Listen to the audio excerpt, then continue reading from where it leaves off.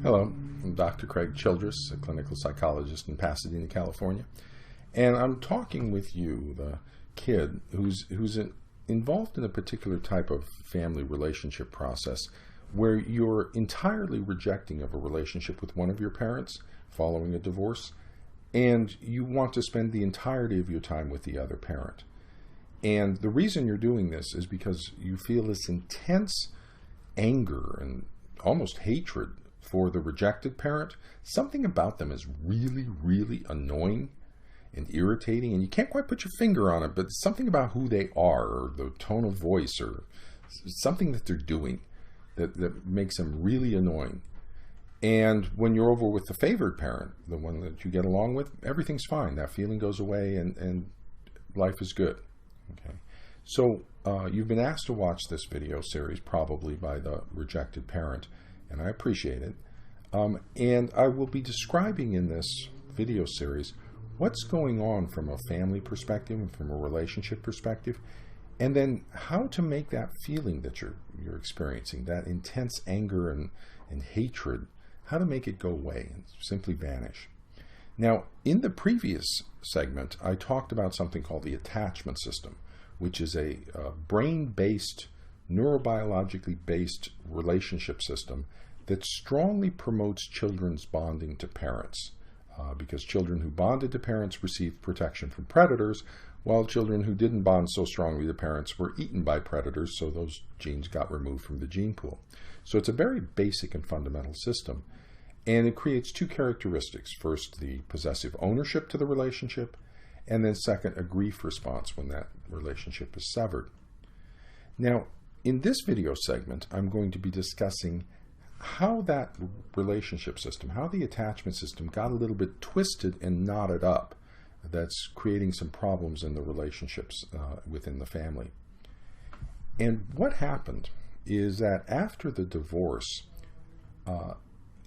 the favored parent, the one that you like, you and the favored parent created a meaning construction or a definition of the other parent, of the rejected parent, as somehow being fundamentally inadequate and bad as a parent. And the way this occurred was that when you came back from visitations with the rejected parent, who at the time you were still getting along with, but you'd come back and you'd spend time with a favored parent, that favored parent would show this sort of anxious concern as to whether or not you were okay on your visitation. Was everything okay? Did they treat you well enough? Did they get angry at you? Are you doing okay?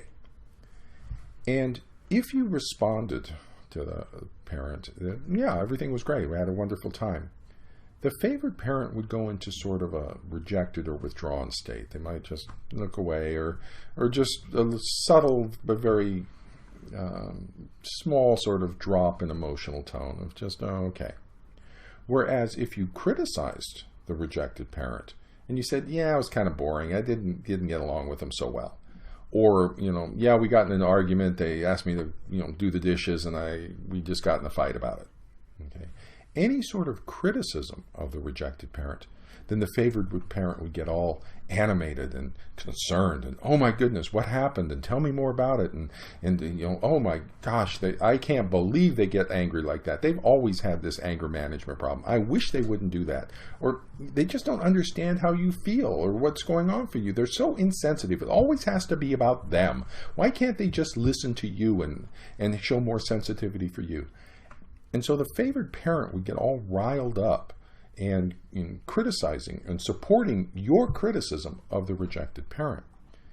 Now, there may be people that you've been involved with, therapists or others, who've suggested to you that perhaps the favored parent is turning you against the rejected parent or alienating you. You might have heard that word. But that's not going on.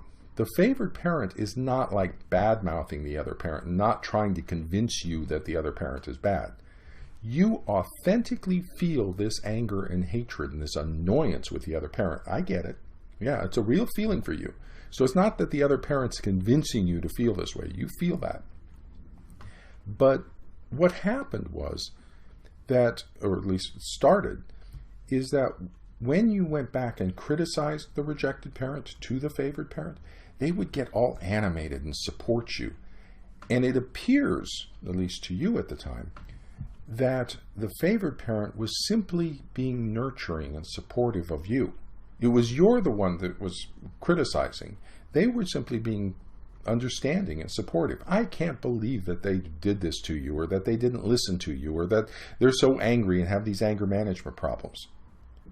But what's really going on there underneath the surface is that the favored parent is communicating to you at a very subtle level that your criticism is accurate, that the other parent is a bad parent, that they are so fundamentally inadequate as a parent that first they need your protection, or you need protection from the favored parent, because the parenting of the rejected parent is so bad that it's almost emotionally abusive to you, or that's the definition that's gotten created.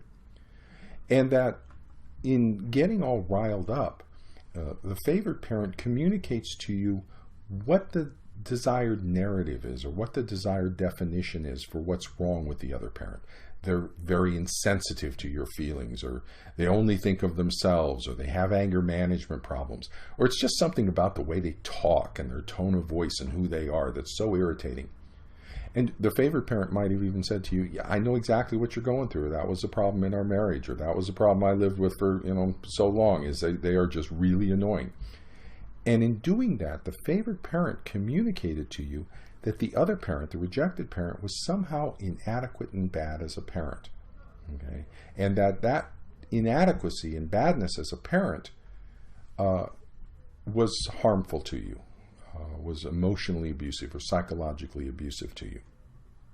Now, in truth, I can tell you this, in truth, the rejected parent is a normal range parent. They're fine. Their parenting's fine.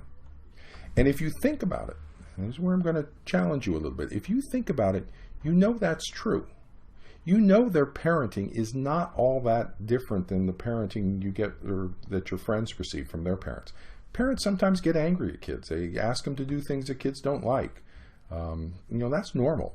Okay? That's not emotionally abusive.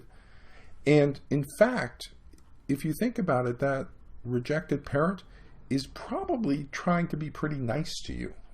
And they're trying to get along, and they're trying to cooperate. You're the one that's kind of angry, but you can't quite figure out why you're so angry. Okay, it's not something they're doing necessarily. It's just something about who they are, something about how they say things. You can't figure it out, but boy, are you angry with them. And so it's not that necessarily that they're really a bad parent, and if you are truthful with yourself, you kind of realize that. But I don't discount that you're really angry and that something's going on there. Now, what happens here is when you and the favored parent created or co-created this definition of the rejected parent as being fundamentally inadequate and as a bad parent who represents a danger or threat to you of emotional or psychological abuse, what you've done relative to the attachment system is defined the rejected parent as being the predator, as being the threat. They're no longer a nurturing, protective parent for you. They're a threat to you, somehow because of their inadequacy as a parent. Now, the attachment system does not motivate children to bond to the predator. In fact, it motivates children to flee the predator and bond to the nurturing, protective parent, which is exactly what we're seeing. You're motivated to flee, to completely reject and abandon the rejected parent, and to seek the nurturing, protective parent, or at least that's the way it appears, is that this parent's presenting as, I'm so concerned about you, and I understand what you're going through, and they appear to be simply nurturing and understanding of you and your distress. Okay, so they're the nurturing, understanding parent, and so you are fleeing the predator and seeking the protection of the nurturing parent. And so in the next segment, I'll talk about where that feeling comes from of the anger, that authentic feeling that you have of the anger and irritation and annoyance.